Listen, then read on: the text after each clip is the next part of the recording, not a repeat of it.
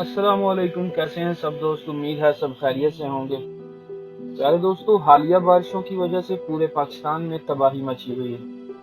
बारिशें अपना गुज़श्ता तमाम रिकॉर्ड तोड़ चुकी हैं। इसी तरह सियालकोट शहर भी जोरदार बारिशों की जद में है और तबाहकुन बारिशों की वजह से कल हमारे गांव टाउन कमेटी बढ़त का मरकजी पुल टूट गया है, जिससे हमारे गांव का राब्ता कैंट और शहर से मुनक़ता हो गया है। आगे आप दोस्त वीडियो मुलाहिज़ा फरमाएं।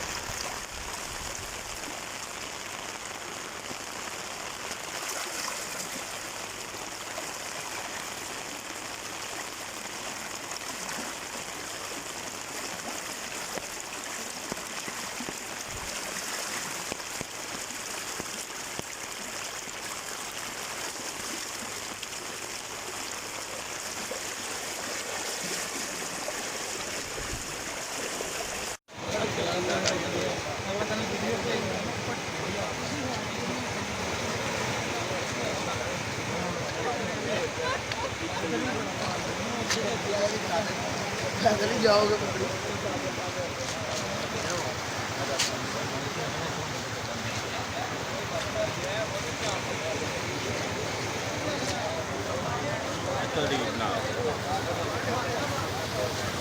मुड़ी ਉਂਝ ਵੀ ਬਣਦੀ ਪਈ ਹੈ।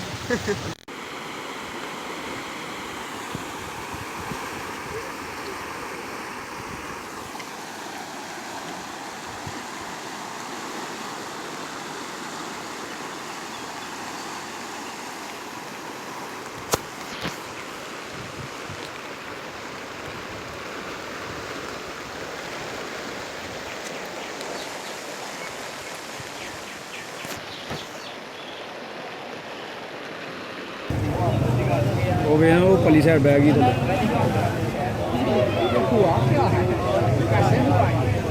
ਭਾਈ ਨਾ ਪਾਣੀ ਦੀ ਵਜ੍ਹਾ ਤੋਂ ਜਿਹੜਾ 1:30 ਵਜੇ ਤੱਕ ਡਿੱਗ ਪਿਆ ਸੀ ਭਾਈ ਨੇ ਪਾਣੀ ਵੀ ਤਾਂ ਖੋਲਿਆ ਨਹੀਂ ਸਾਰਾ ਛੋਟੇ ਪਾਣੀ ਵੜ ਗਿਆ ਸਾਰਾ ਅਸੀਂ ਕਾਫੀ ਬਣਾ ਰਹੇ ਹਾਂ ਸਾਨੂੰ ਵਿੱਚ ਲਿਆ ਫੋਟੋ